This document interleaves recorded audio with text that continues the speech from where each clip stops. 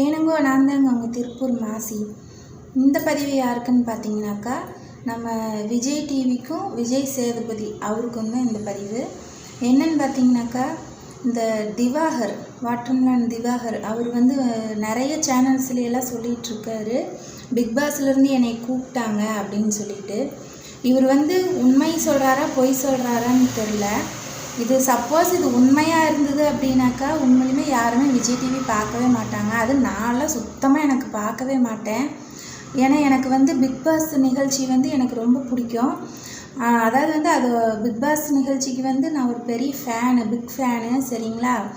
அதனால் விஜய் டிவிக்கும் சேதுபதி அவருக்கும் சொல்கிறேன், இந்த மாதிரி வந்து இந்த திவாகருக்கெல்லாம் வந்து தயவு செஞ்சு சான்ஸ் கொடுக்காதீங்க. அது உண்மையிலையுமே வந்து அப்படின்னு அவர் வந்து அங்கே வரப்போகிறாரு அப்படின்னு சொல்லிகிட்டு இருக்காரு. உண்மையாக இருந்தால் தயவு செஞ்சு நீங்கள் வந்து ஒரு அறிக்கை விடுங்க, உண்மையா பொய்யா அப்படின்னு சொல்லிட்டு.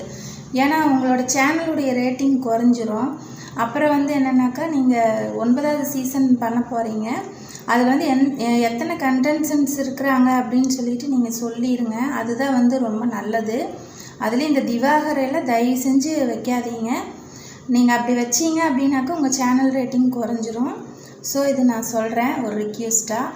ஓகே நண்பர்களே, வீடியோ பிடிச்சிருந்தா அதை பற்றின கமெண்ட்ஸை நீங்கள் பதிவு பண்ணுங்கள், லைக் பண்ணுங்கள், ஷேர் பண்ணுங்கள், சேனலை சப்ஸ்கிரைப் பண்ணுங்கள்.